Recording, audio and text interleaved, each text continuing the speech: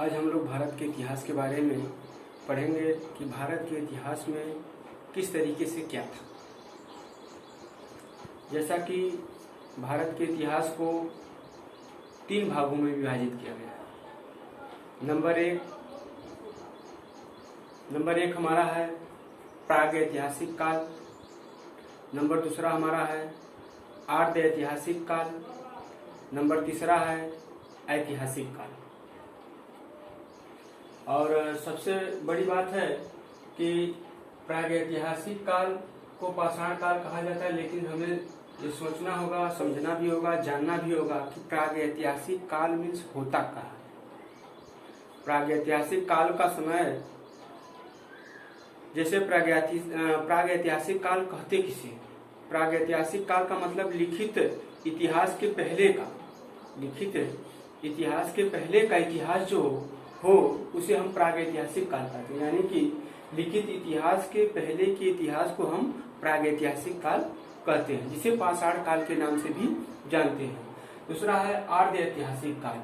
आर्ध ऐतिहासिक काल किसे कहते हैं? इस इतिहास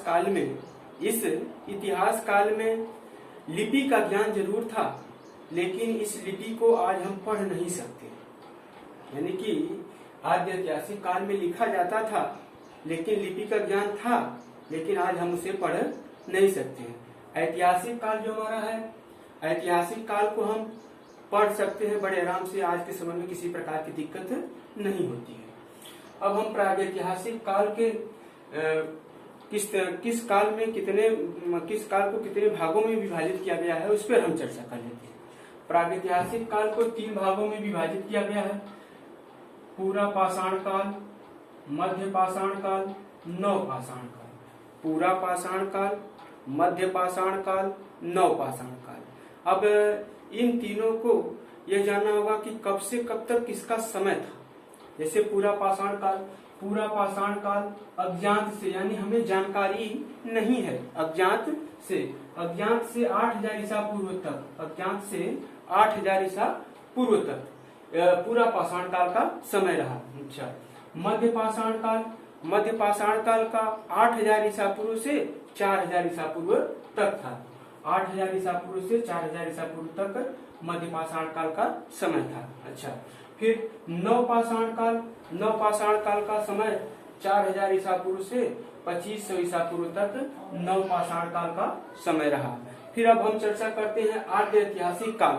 आर्ध ऐतिहासिक काल में जैसे हमने अभी बताया कि आर्ध ऐतिहासिक काल मीन्स होता है कि इस इतिहास काल में लिपि का ज्ञान जरूर था, लेकिन इस इतिहास काल में जो लिपि लिखी गई है उसे हम आसानी से आज के समय में पढ़ नहीं सकते हैं, इसीलिए इसे आर्ध ऐतिहासिक काल के नाम से जानते हैं। आर्ध ऐतिहासिक काल को 2 भागों में विभाजित किया गया है।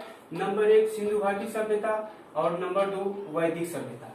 और सिंधु घाटी सभ्यता और वैदिक सभ्यता, आर्ध ऐतिहासिक काल को 2 भागों में विभाजित किया गया। सिंधु घाटी सभ्यता, वैदिक सभ्यता। सिंधु घाटी सभ्यता का समय 2500 ईसा पूर्व से 1500 ईसा पूर्व तक था। 2500 ईसा पूर्व से 1500 ईसा पूर्व तक सिंधु घाटी सभ्यता का समय था। फिर उसके बाद वैदिक सभ्यता का समय 1500 ईसा पूर्व से 600 ईसा पूर्व तक 600 ईसा पूर्व तक वैदिक सभ्यता का समय रहा। लेकिन वैदिक सभ्यता के अंतर्गत वैदिक सभ्यता को 2 भागों में बांटा गया। वैदिक सभ्यता को 2 भागों में बांटा गया, जैसे कि ऋग वैदिक काल, उत्तर वैदिक काल। ऋग वैदिक काल, उत्तर वैदिक काल। ऋग वैदिक काल का समय कब से कब तक था और उत्तर वैदिक काल का समय कब से कब तक था, ये जान लेते हैं। ऋग वैदिक काल का समय 1500 ईसा पूर्व से 1000 ईसा पूर्व तक ऋग वैदिक काल का समय था। उत्तर वैदिक काल का समय 1000 ईसा पूर्व से 600 ईसा पूर्व तक उत्तर वैदिक का समय था। अब हम चर्चा करते हैं ऐतिहासिक काल की। ऐतिहासिक काल को हम 3 भागों में विभाजित करते हैं, जैसे प्राचीन भारत का इतिहास, मध्य भारत का इतिहास, आधुनिक भारत का इतिहास। यानी कि ऐतिहासिक काल में 3 भाग के इतिहास हम अध्ययन करते हैं। जैसे प्राचीन भारत का इतिहास का समय 600 ईसा पूर्व से 712 ईस्वी तक 600 ईसा पूर्व से 712 ईस्वी तक प्राचीन भारत का इतिहास। फिर उसके बाद मध्यकालीन भारत का इतिहास 712 ईस्वी से 1707 ईस्वी तक मध्यकालीन भारत का इतिहास का समय रहा। आधुनिक भारत का इतिहास 1707 ईस्वी से 15 अगस्त 1947 तक आधुनिक भारत का इतिहास था।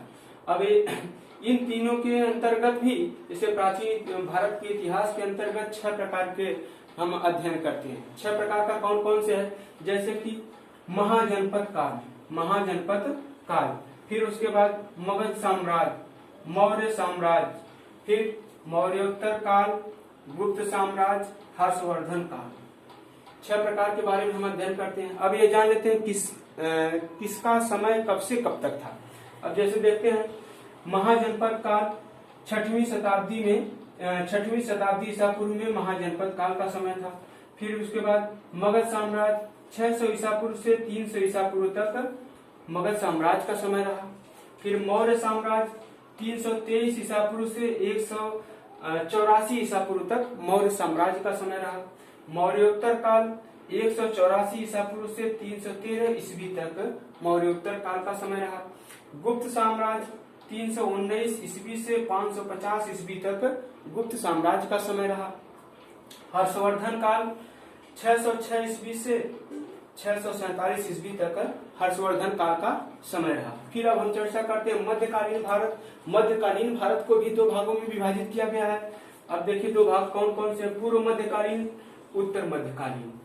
पूर्व मध्यकालीन और उत्तर मध्यकालीन, यानी मध्यकालीन भारत में हम 2 भाग से अनुभव करते हैं, जैसे पूर्व मध्यकालीन, उत्तर मध्यकालीन। पूर्व मध्यकालीन का समय कब से कब तक था, 8वीं शताब्दी से 12वीं शताब्दी तक। पूर्व मध्यकालीन का समय 8वीं शताब्दी से 12वीं शताब्दी तक था। उत्तर मध्यकालीन का 12वीं शताब्दी से 18वीं शताब्दी तक, यानी सबसे पहले पूर्व मध्यकालीन 8वीं शताब्दी से 12वीं शताब्दी तक, और उत्तर मध्यकालीन 12वीं शताब्दी से 18वीं शताब्दी तक। अब हम पूर्व मध्यकालीन की चर्चा कर लेते हैं। पूर्व मध्यकालीन में जैसे उत्तर भारत से हम शुरू करते हैं। उत्तर भारत में राजपूत की स्थापना हुई थी, पाल वंश की स्थापना हुई थी, गुर्जर प्रतिहार की स्थापना हुई थी। फिर उसके बाद दक्कन की बात हम कर लेते हैं। दक्कन में जैसे चालुक्य की स्थापना हुई थी, पल्लव की स्थापना हुई थी, फिर राष्ट्रकूट की स्थापना हुई थी दक्कन के अंतर्गत। फिर उसके बाद दक्षिण भारत में चेर पांड्य की स्थापना हुई थी। फिर उसके बाद चोल की स्थापना हुई थी, शाही चोल की स्थापना हुई थी। जो शाही चोल था उसका समय 9वीं शताब्दी से 12वीं शताब्दी तक था। फिर उसके बाद हम उत्तर मध्यकालीन भारत की बात कर लेते हैं। उत्तर भारत में जैसे दिल्ली सल्तनत की स्थापना हुई थी 12वीं शताब्दी से 18वीं शताब्दी तक उत्तर मध्यकालीन भारत का समय था। उसके बाद उसमें उत्तर भारत में दिल्ली सल्तनत की स्थापना हुई थी, मुगल की स्थापना हुई थी, चौहान की स्थापना हुई थी। दक्कन में विजयनगर की स्थापना हुई थी, बहमनी की स्थापना हुई थी। और दक्षिण भारत की हम बात कर लेते हैं, चेर की स्थापना हुई थी, देवगिरी के यादव की स्थापना हुई थी। फिर उसके बाद वारगल के काकतीय की स्थापना हुई थी, द्वार समुद्र के होयसाल की स्थापना हुई थी। धन्यवाद, आज का वीडियो इतना ही।